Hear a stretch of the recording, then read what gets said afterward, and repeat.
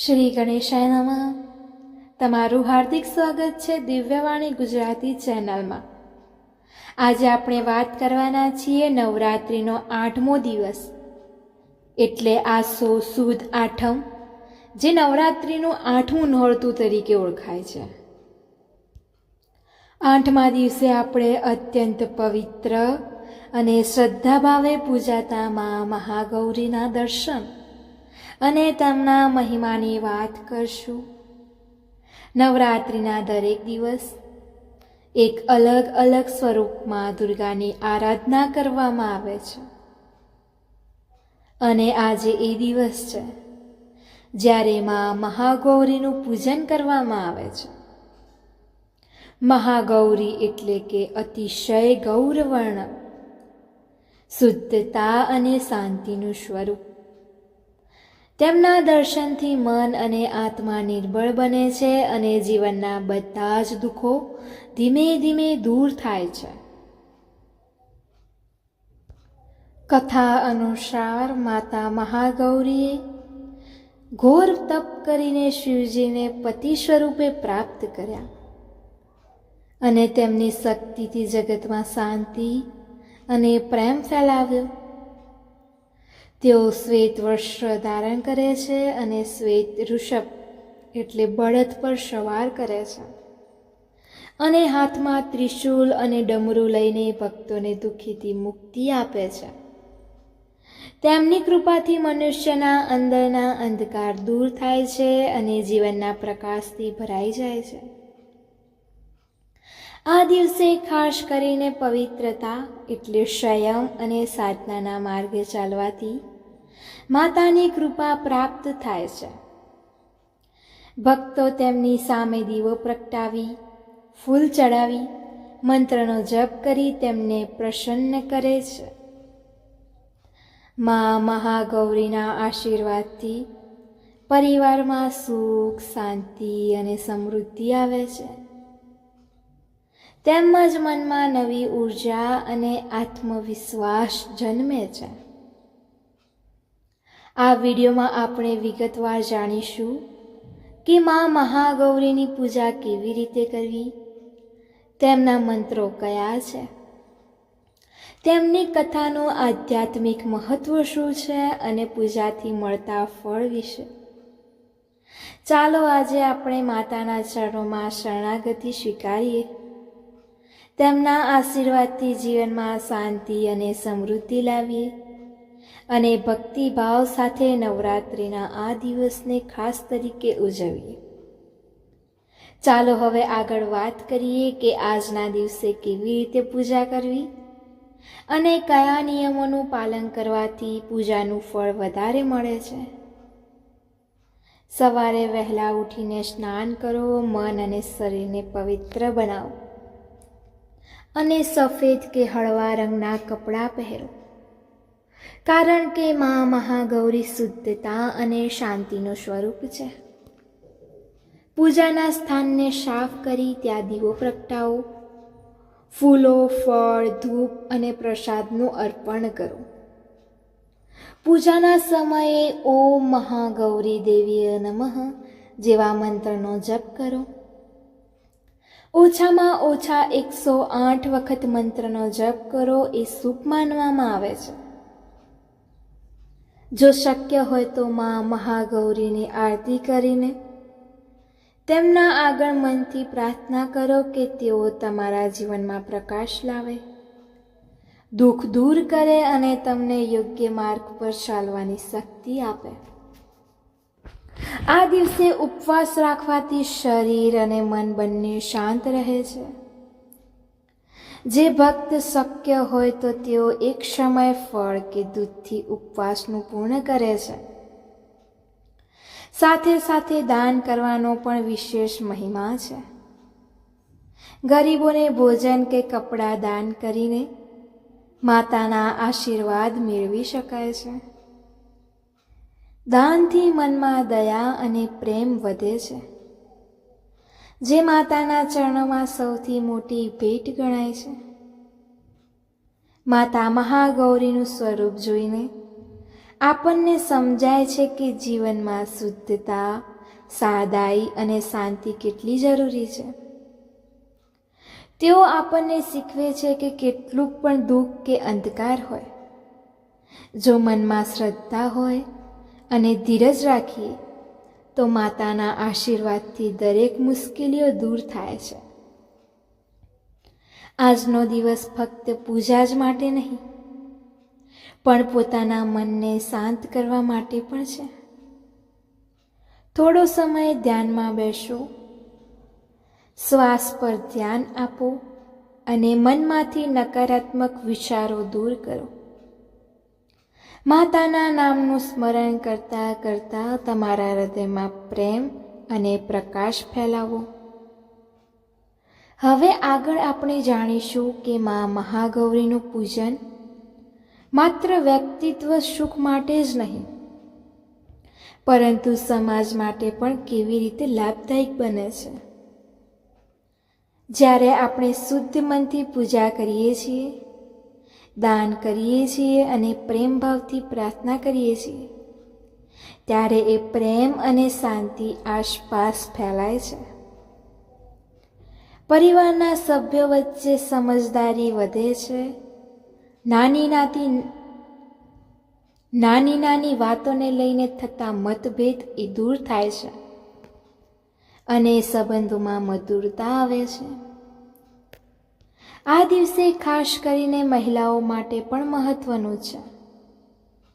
મા મહાગૌરી મહિલાઓને ધીરજ, શક્તિ અને આત્મવિશ્વાસ આપે છે, જેથી તેઓ જીવનની દરેક પરિસ્થિતિને હિંમતથી સામનો કરી શકે. ઘરમાં શાંતિ અને પ્રેમનો માહોલ બને છે અને દરેકને એકબીજાની સહાયતા કરવાનો ભાવ થાય છે. માતાની કૃપાથી મનોબળ વધે છે અને મુશ્કેલ સમયમાં પણ હિંમત ન હારવાની શક્તિ મળે છે.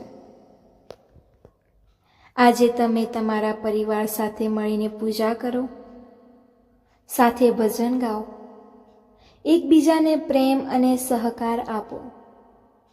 નાના બાળકોને પણ માતાના સ્વરૂપ વિશે જણાવો, જેથી તેઓ પણ ધાર્મિક જીવનમાં રસ લે અને સંસ્કારોથી ભરપૂર બને.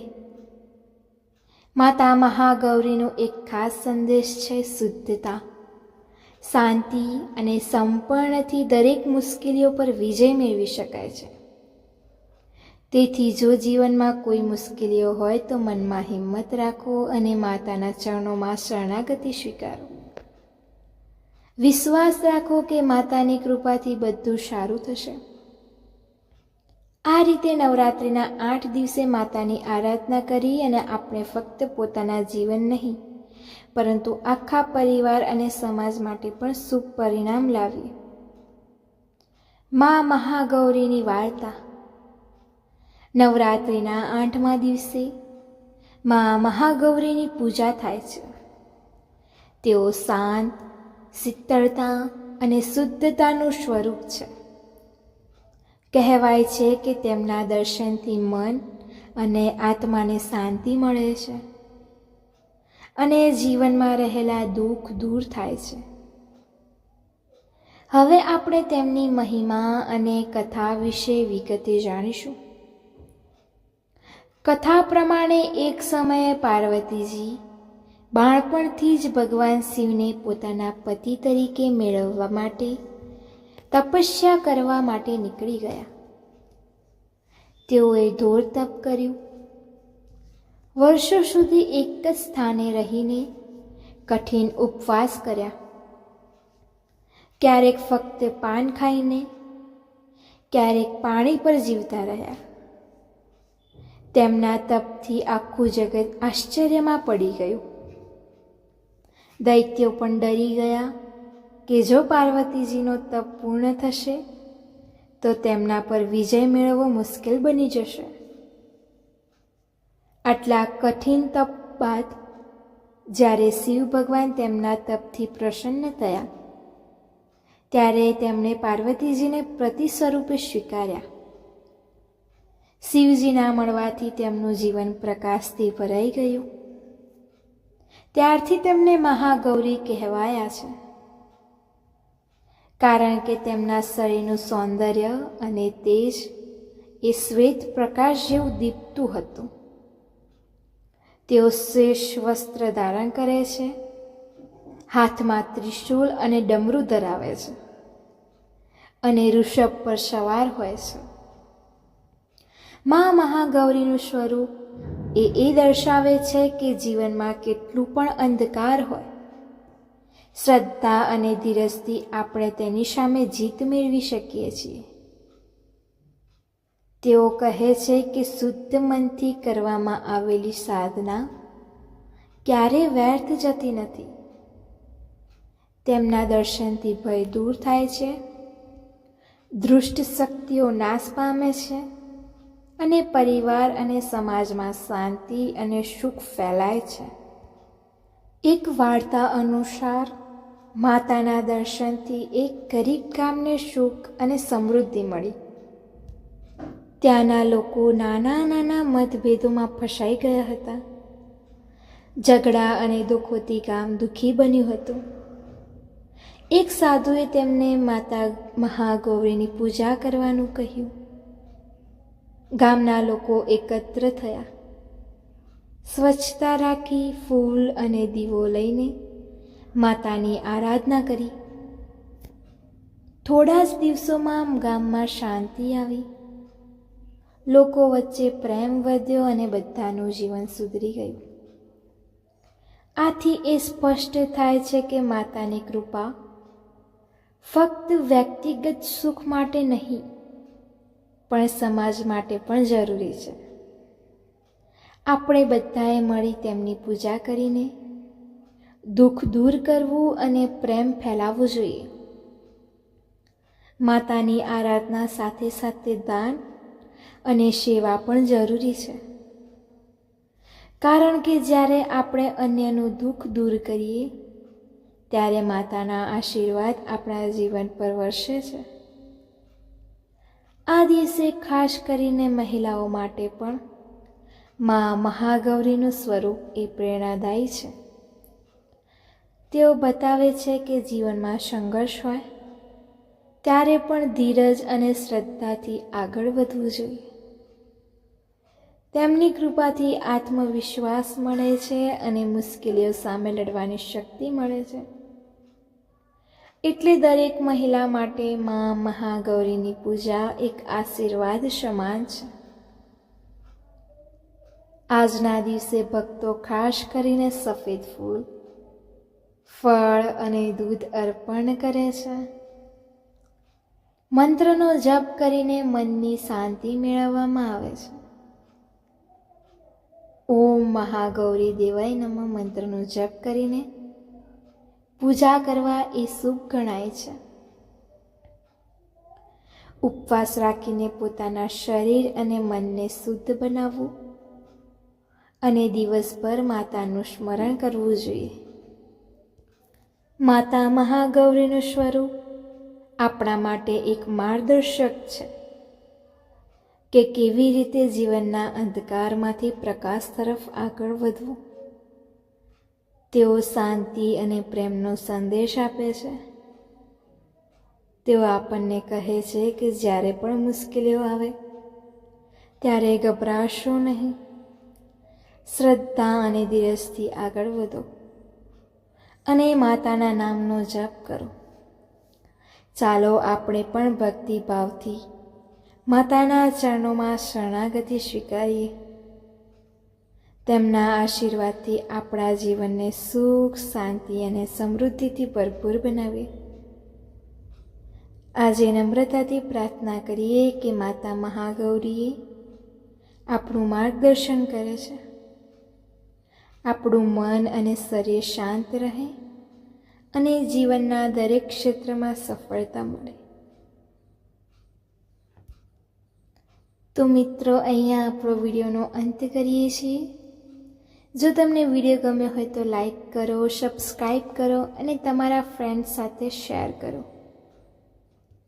આવા ભક્તિવાળા વિડીયો જોવા માટે દિવ્યવાણી ગુજરાત ચેનલને સબસ્ક્રાઈબ કરવાનું ભૂલશો નહીં. તો મળીએ એક નવા વિડીયો સાથે. ત્યાં સુધી જય માતા દી, જય મહાગૌરી.